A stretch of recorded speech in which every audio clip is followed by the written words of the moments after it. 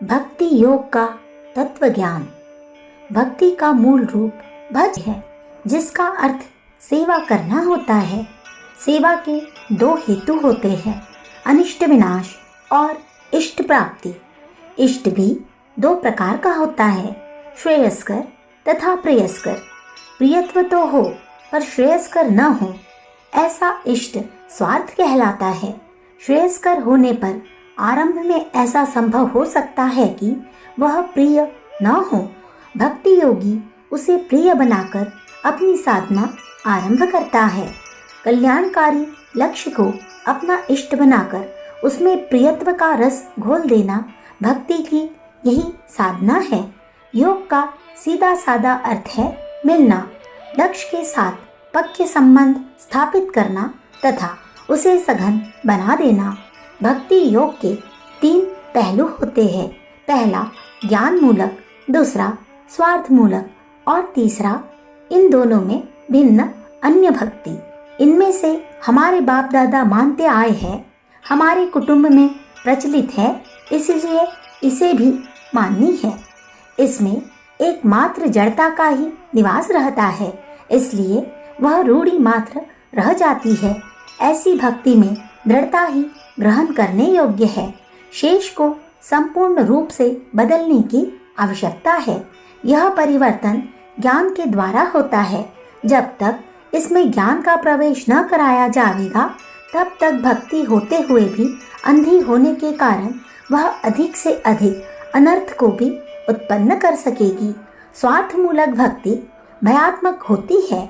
यह दो प्रकार की होती है, पहला अनिष्ट निवारक तथा दूसरा इष्टकारक।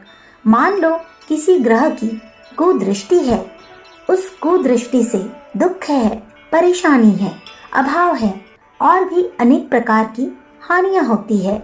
इन सब से बचने के लिए उस ग्रह की पूजा की जाती है। इष्टकारक भक्ति में हमें जो चाहिए, धन, संपत्ति, ऐश्वर्य, वैभव, मान प्रतिष्ठा अथवा और कुछ, उसकी प्राप्ति के लिए किसी की पूजा करना अथवा वह नाराज होकर किसी आपत्ति को न भेज दे, इसलिए उसको संतुष्ट करने के लिए किया गया व्यवहार। ऐसा व्यवहार भय के कारण भी होता है। अफसर और मातहतों के बीच में इस व्यवहार को देखा जा सकता है। आजकल के शिष्टाचार में भी इसका विराट रूप देखने को मिलता है। मिथ्या प्रशंसा द्वारा भी इष्ट प्राप्ति की ओर बढ़ते हैं और इसलिए भी भक्ति के दृश्य दिखलाई देते हैं। इसमें असलियत कम और नकलियत अधिक देखने को मिलती है। कभी यह भक्ति आत्म प्रवंचना के रूप में भी देखने को मिलती है, परंतु इस प्रकार की भक्ति मनुष्य को निरंतर अशक्त करती जाती है। स्वार्थ मूलक इस भक्ति में देवी और मानवी दो रूप और हो सकते हैं। अपने स्वार्थ की सिद्धि के लिए देवता की उपासना करना देवी भक्ति कहलाती है और मनुष्य की उपासना करना मानवीय भक्ति कहलाती है। एक बात और है, ज्ञान विज्ञान आदि तत्वों की प्राप्ति के लिए अथवा इनके साधनभूत अन्य तत्वों की प्राप्ति के लिए भक्ति की जाती है। वह यदि मनुष्य के आत्म कल्याण की इच्छा से की गई हो तो वे मनुष्य की भक्ति के रूप में किए जाने पर भी दैवी भक्ति में गिने जा सकते हैं, परंतु भोगोपभोग की सामग्री प्राप्त करने के लिए दिए गए साधन जिनमें आत्म कल्याण की संभावना नहीं रहती, मानवीय भक्ति में ही शुमार किए जाते हैं। मानव कल्याण और दिव्यता प्राप्ति ये दोनों एक ही तत्व है। मानव का कल्याण तभी हो सकता है जबकि वह इन भौतिक तत्वों की गुलामी से छूट जावे। इनसे मुक्ति पाना ही उसका परम स्वार्थ है। इसी को परमार्थ कहते हैं। परंतु भौतिक साधनों को प्राप्त करने के लिए जो प्रयत्न किए जाते हैं, वे सभी परम स्वार्थ के विरोधी होते हैं, क्योंकि उनसे भौतिक तत्वों की गुलामी दिन प्रतिदिन बढ़ती ही है। भज धातु से भजन करने का जो अर्थ निकलता है, वह इस बात की सूचना देता है कि आदमी भजन करते करते वही हो जाता है जिसका कि वह चिंतन करता है। जिस समय वह भौतिक पदार्थों का चिंतन करता है, उस समय उसके सामने भोग पदार्थों का ही विचार रहता है और उसमें भोग भावना ही काम करती रहती है। इसलिए भोग भावना युक्त होकर जब वह उसकी भक्ति में तल्लीन होता है तो मनुष्य के लिए वही लक्ष्य बन जाता है। लक्ष्य की ओर बढ़ते हुए चिंतन की सघनता के कारण वह साधक स्वयं ही मांग पदार्थों का भोग पदार्थ बन जाता है। इसलिए उनके चक्कर से मुक्ति पाने की अपेक्षा वह उनमें अधिक से अधिक फंसता हुआ चला जाता है। इसलिए गुलामी से मुक्ति न मिलकर उसकी जंजीरें अधिक कस जाती है। सज्ञान भक्ति का दृष्टिकोण भिन्न होता है। वह इस संपूर्ण रहस्य को समझकर आगे बढ़ता है। हो सकता है कि देखने में दोनों एक ही तरह चल रहे हो, लेकिन साधक की भावना में भिन्नता होने के कारण दोनों के फल भिन्न भिन्न ही होते हैं। सज्ञानी की भक्ति में स्वार्थ नहीं परम स्वार्थ रहता है। वह दुनिया की सब वस्तुएं चाहता है। वह तो सब वस्तुओं की जड़ रूप जो भगवान है उन्हें ही चाहता है। भगवान यदि मिल जावे या साधना करते करते वह स्वयं भगवान बन जाए तो उसे जीवन उपयोगी साधन सामग्री की अलग साधना करने की आवश्यकता ही नहीं रह जाती और उस समय वह साधक उन पदार्थों की परतंत्रता में नहीं आता, क्योंकि तब वह उन सब के उत्पादक भगवान को प्राप्त कर लेने या आत्मसात हो जाने के कारण वह उनका स्रष्टा तथा उपभोक्ता दोनों ही हो जाता है। ज्ञान भक्ति मनुष्य में भी स्थापित की जाती है। आत्म कल्याण की भावना से जो व्यक्ति अधिक साधन संपन्न होता है उसका शिष्यत्व स्वीकार करके भी यह साधना आरंभ होती है। इसलिए गुरु भक्ति का यह रूप ग्रहण कर लेती है। परंतु जैसे कि बताया गया है, यह गुरु भक्ति अन्य विश्वास के रूप में भी होती पाई गई है। भक्ति के लिए जहाँ योग्य अयोग्य की पहचान या भावना रहती है, वहाँ अंधविश्वास नहीं पनपता। अयोग्य की भक्ति सिर्फ इसलिए करने से कि यह हमारे कुल में चली आई है, अंधविश्वास होने के कारण बड़ा दुखद होती है। परंतु अंधविश्वास की दृढ़ता में यदि ज्ञान का पुट मिल जाए और वह गुरु की योग्यता तथा अयोग्यता का ज्ञान करके तब यदि वह अपने उपयुक्त हो तो उसका शिष्यत्व स्वीकार करे, तब ही वह अपनी साधन शक्ति से शिष्य का कल्याण कर सकता है। अन्यथा गोस्वामी तुलसीदास जी के शब्दों में ऐसे गुरु जहाँ अपना विनाश करते हैं वहाँ शिष्य को भी ले डूबते हैं। गुरु शिष्य बधिर अंध कर लेखा, एक सुनहि एक नहीं देखा। हरहि शिष्य धन शोक न हरहि, ते गुरु घोर नरक मह परहि। भजन करने में या भक्ति में अपने आप को जिसकी भक्ति या भजन किया जाता है उसके प्रति समर्पित करना होता है। जब तक समर्पण नहीं होता तब तक भक्ति में एकाग्रता नहीं आती और एकाग्रता के बिना योग सिद्ध नहीं होता, फल की प्राप्ति नहीं होती।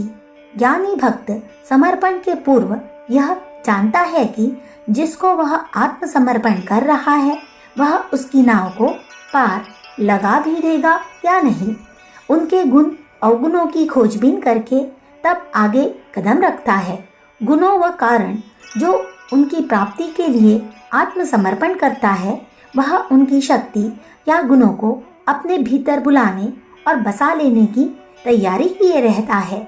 इसलिए आत्मसमर्पण करने के साथ जिसकी भक्ति की जाती है उसकी शक्तियाँ या गुण साधना आरंभ होते ही साधक के अंत में प्रवेश करना तथा स्थित होना आरंभ कर देते हैं।